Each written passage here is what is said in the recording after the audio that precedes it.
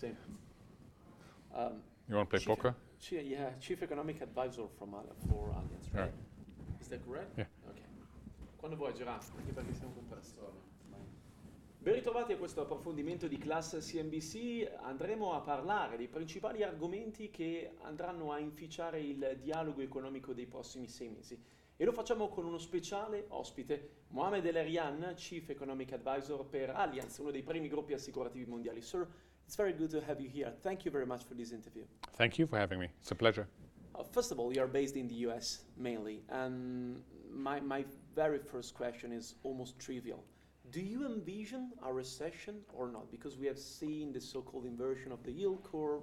We know that there are macroeconomics reasons behind it, but what do you sense? Absent a big policy mistake, and it has to be a big policy mistake, it is almost impossible for the US to fall into recession this year and next. And that's because the 3 primary drivers of growth in the United States, consumption, business investment, and government, are all still positive. So the most you can get is a slowdown, but I also think that slowdown is not going to be huge. So it wouldn't surprise me if the US ends up with a growth rate of about 2.5%, which is a very far away from recession. But what is fueling the US right now? Because obviously you have accumulated capital, plus you have a strong development in technology. So what is making the fire of the US economy still burn after 10 years? So first is the household sector. We had another jobs report for March.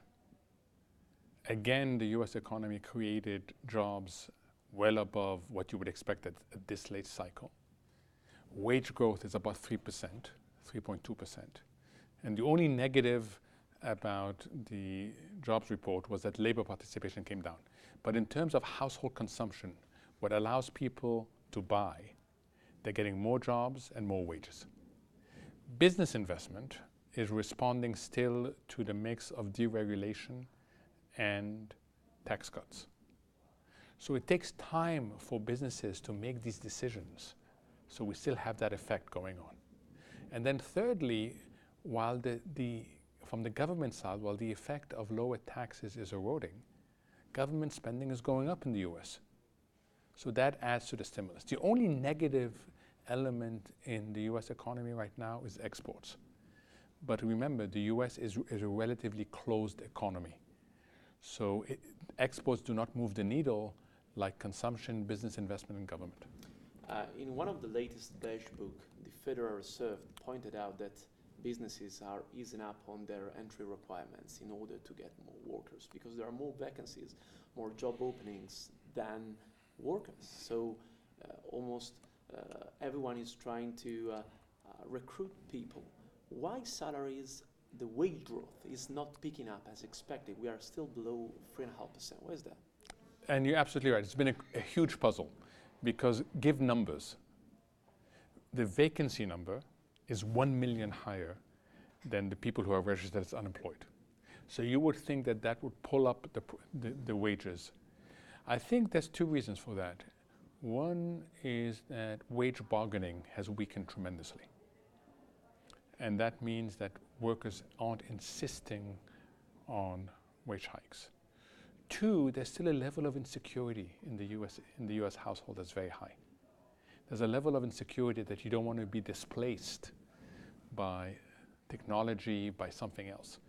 I think both these issues are going to die down and that we're going to see wage growth not at 3.2%, but at 3.5% in the coming months. Now, I would like to focus your attention on Europe and particularly on the ECB. The very question is, do you think the ECB has reached the lower zero bound, the boundary where they can't do anything more? They have announced another TLTRO, but they can't do much more on the interest rate side. Do you think Draghi is out of ammo? So I think that the ECB is in a very difficult position, and the most it can do is buy some little time for the European economy, but it cannot decisively change the growth dynamics. And you cited one reason, let me give you 3 reasons. The first reason is that its policy flexibility is much more limited.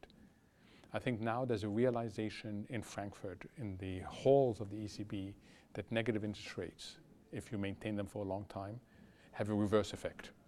They make the household sector feel more insecure because it's very difficult for the household sector to get long-term protection products. Second, balance sheet transmission mechanism to the real economy is becoming more problematic. So the first issue the ECB has is that its tools are less flexible and less effective. The second is that the slowdown in Europe is significant. You know, I'm a great lover of football. And imagine I told you, here's a football team that has two characteristics. How would you feel about it? The first characteristic is your 5 major players, the ones that make a difference on the field, are all having problems individually. UK, Brexit. France, the reaction against the reforms with the yellow vest. Germany is going through an export hit and a fundamental political transition. Spain, an uncertain political election that's not clear that it will be decisive. And Italy, issues here. So your 5 major players are all problematic. You tell me that's okay because teamwork will work. Well, what teamwork? Right? Even the Eurozone cannot agree on things that it knows has to be done. So the second issue that's problematic for Europe, for the ECB, is that the environment is becoming more difficult. And then the third one is that they're going to go through a political transition. Don't underestimate the courage that it took President Mario Draghi to get up in London in July 2012 and say, we will do whatever it takes, and it's going to work. But do you think a third round of TLTROs will work? Because banks have squandered the second one and the first one simply to buy government bonds instead of transmitting all this influx of cash to the real economy. Do you think Draghi was forced? Otherwise, banks would have a massive liquidity risk. They would have not been able to pay back, 250 billions of bonds just for the Italian banks. Right. So the last thing any central bank wants is, think of a dog with the body and the tail. Is the tail of the financial sector and the banking sector wagging the dog. It doesn't want that. Right? So whenever you see a risk, and the US was the same thing. Why did the US do a massive U-turn by the Federal Reserve in the fourth quarter when the real economy wasn't really being hit? It's because they saw markets starting to overshoot on the way down, and they didn't want to take the risk of the financial sector contaminating the real economy. I think the problem with the ECB's policy is, like you said, it's not getting to the real economy. So it's like pushing on a string. You can try and push, but it's structurally problematic, and that is because the impediments to growth in here are much more fiscal and structural than they are monetary. And I think, to his credit, Mario Draghi has spent quite a bit of time of his press conference making that point. Now, coming back to the Eurozone, what concerns me the most is not my country, Italy, is Germany. Why do you think Germany is in such a predicament? Yesterday, the 5 top main economic Institute of Research lowered the growth expectation to 0.8%. That's an Italian GDP growth rate. You know what I mean? Right. Why do you think the Germany powerhouse has grinded to a halt? I think the amazing thing about these revisions is how sharp they have been for an industrial country. An industrial country is supposed to be more predictable. So when you already are 3+ months into the year, you don't expect major revisions in growth.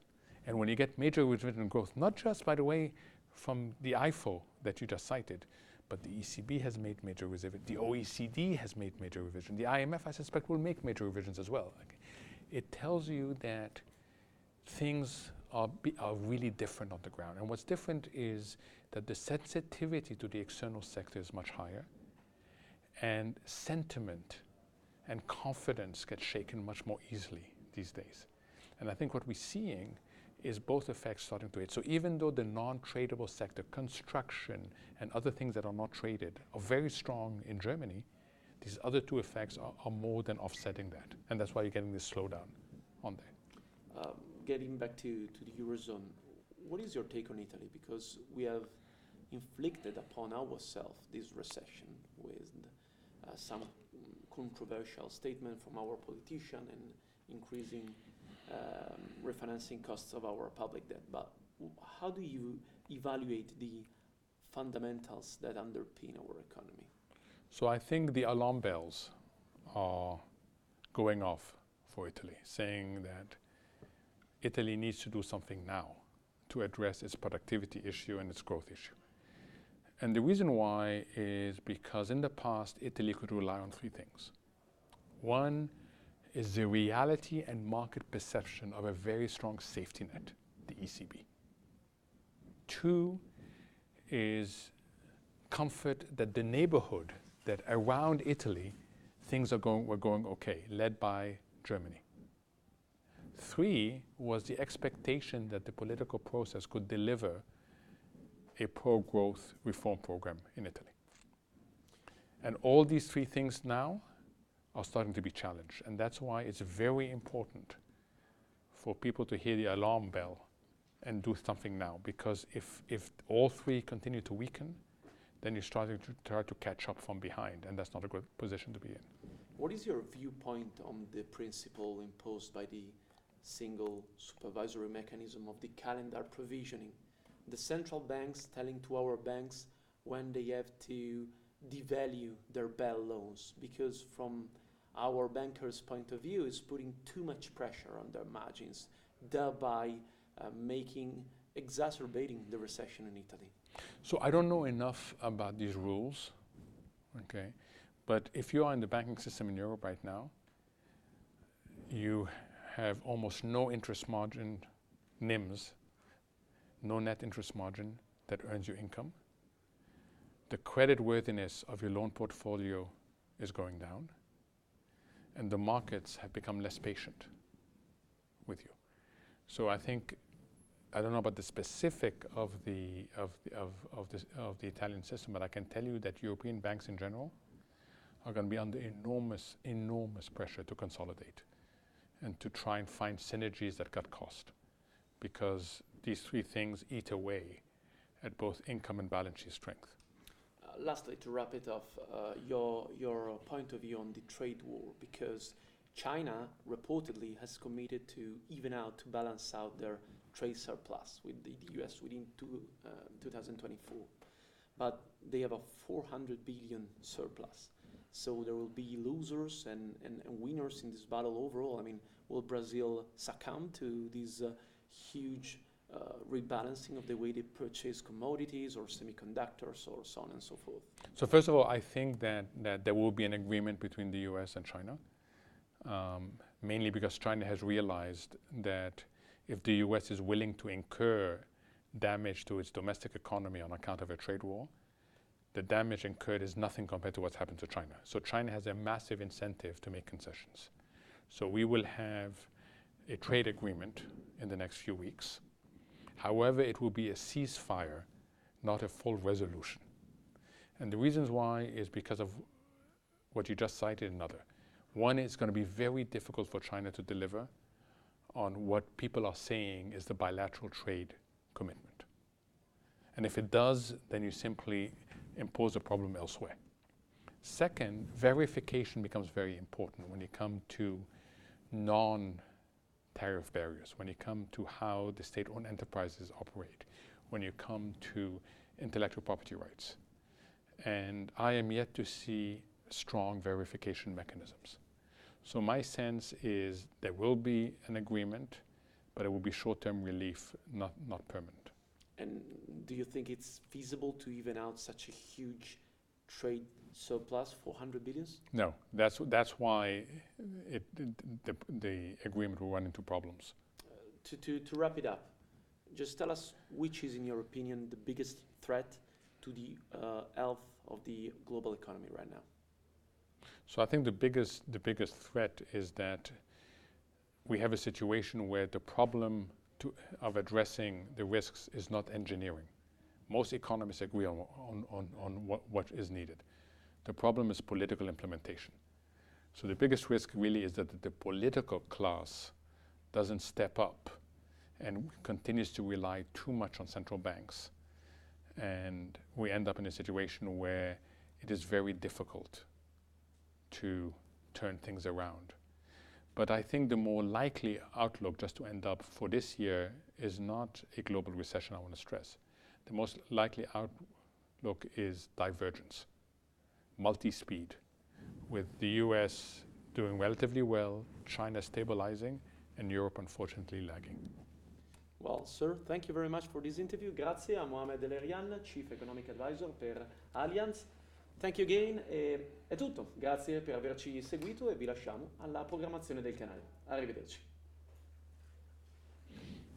Thank you. You have to run now. Again. Yeah, I have to run. Enjoy. Thank you. What are you going to say during your live? I'll just sum up what people have said within these 3 hours. I'll try to sum it up, but it was important for me to report